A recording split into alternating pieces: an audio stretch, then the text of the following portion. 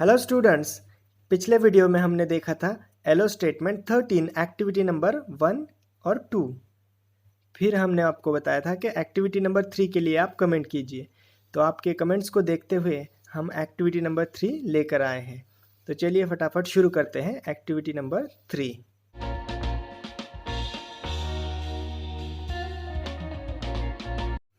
Learning activity, exercise regularly, live healthy life. Atul said, hi Prateek. Prateek seems coming back from gym. Prateek जो gym से वापस आता हुआ लग रहा है, उसको अतुल कहता है, hi Prateek, do you exercise regularly? तो प्रतीक कहता है, yes friend, 1 hour in the evening is dedicated for exercise regularly. हर रोज़ शाम को 1 घंटा मैं एक्सरसाइज के लिए देता हूँ। It improves my mood. इससे क्या होता है, मेरा मूड ठीक हो जाता है।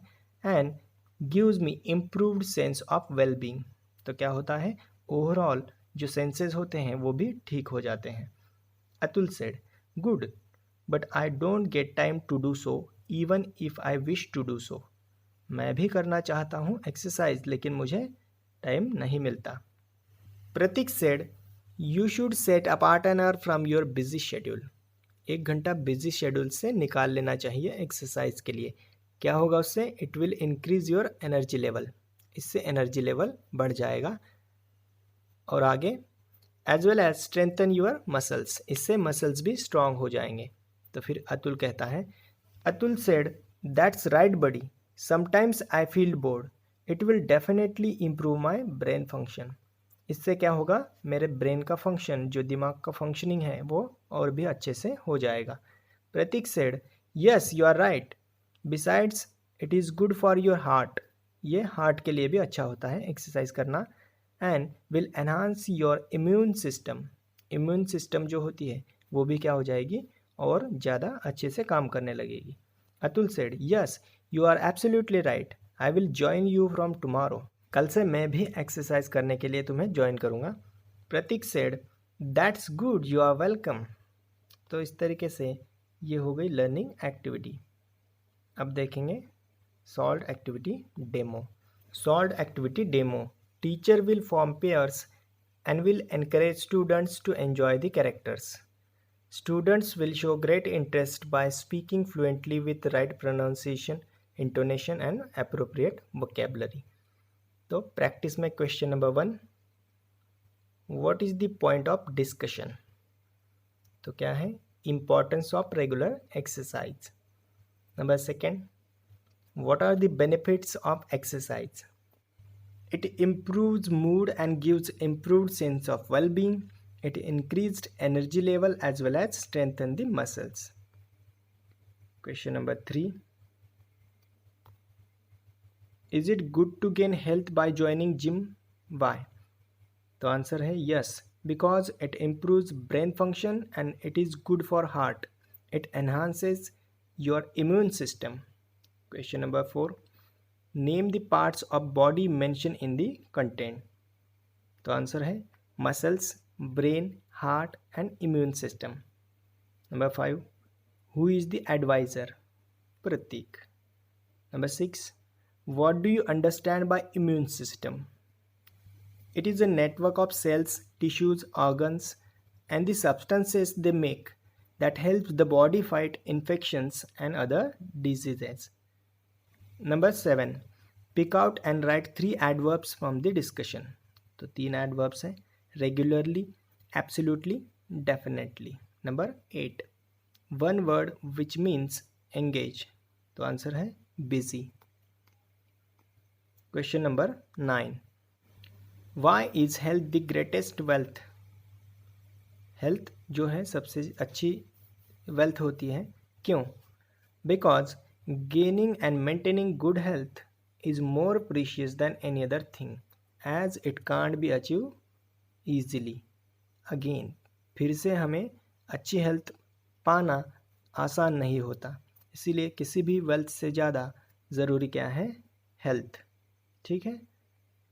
Number 10, What lesson do we learn from this discussion? तो हमने क्या सीखा इससे? We learn that we should exercise regularly to gain good health. Extension activity. Teacher will instruct students to complete the dialogue with the help of two given questions below and will then tell them to continue a dialogue of 4 meaningful exchanges with the same theme. क्या करना है? 4 meaningful exchanges, यानी कि 4 dialogues खुद से लिखना है और पहले उन्होंने 2 क्वेश्चन दिए, उनके जवाब देना है। तो एक एक देखते हैं।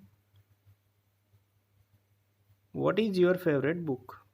तो आप जो भी फेवरेट होगी आपकी वो लिख सकते हैं, या फिर मैंने एक एग्जांपल दिया है, रिच डैड पुअर डैड। फिर से एक dialogue, what type of book is it? तो ये है, it's a motivational book. Who is the author of this book? Robert Kiyosaki. Name the 2 famous motivational books. You can win और एक the power of positive thinking. Can reading books helps us to be motivated? Yes, it does. Do you have some, यहाँ पर you चाहिए था, do you have some motivational books to give me? Yes, I have 7. I will give you. तो इस तरीके से ये activity हमने सॉल्व की। Evaluation.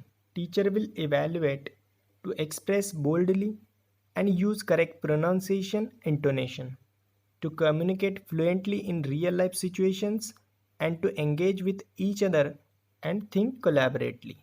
Next, my takeaway today I learned student will learn to develop healthy and good relationship with others, learn by hearing each other's thought while observing facial and body expressions that show emotions.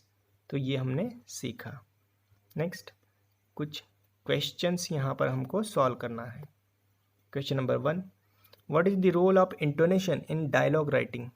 तो answer है, intonation conveys differences of expressive meaning, that is anger, happiness, surprise. Intonation serves a grammatical function distinguishing one type of phrase और sentence from another. ये answer आपको लिखना है। Number 2, how can you improve speaking and listening skills through dialogues? तो dialogue से speaking और listening कैसे improve होता है? Dialogues makes us learn to listen carefully. इससे हम अच्छे से लिसन करना, सुनना सीख जाते हैं। It will help us practice in speech, pronunciation, intonation, stress and also improves vocabulary. इससे वोकेबलरी वो भी हमारी इम्प्रूव हो जाती है। Question number 3, what are the elements of dialogue writing? Dialogue writings के elements, listen to other people speaking, read the dialogue you write aloud, right how it sounds and play with pronunciation. Question number 4, how can dialogues improve our communication? Dialogue से communication कैसे improve होता है? Dialogues improve our speaking and listening as well. Speaking के साथ listening भी improve होती है। They help to develop a good personality. They also makes us think before we speak. बोलने से पहले सोचने के बारे में भी हम सीख जाते हैं। Which helps us to be thoughtful, जिससे कि हम thoughtful हो जाते हैं। Number 5, what different skills do we learn through dialogues? तो कौन कौन से स्किल्स हम सीखते हैं? Listening carefully, to be confident, to respect others' opinion, to express ourselves and communicate effectively. तो इस तरीके से हमने एक्टिविटी नंबर 3 को भी कंप्लीट कर लिया है। आगे के जो स्टेटमेंट, एलो स्टेटमेंट 13 के बाद हैं 14, 15, अगर उस पर भी आपको वीडियो चाहिए तो आप कमेंट सेक्शन में कमेंट कर दीजिए, उन पर भी हम वीडियोज़ लेकर ज़रूर आएंगे। Thank you.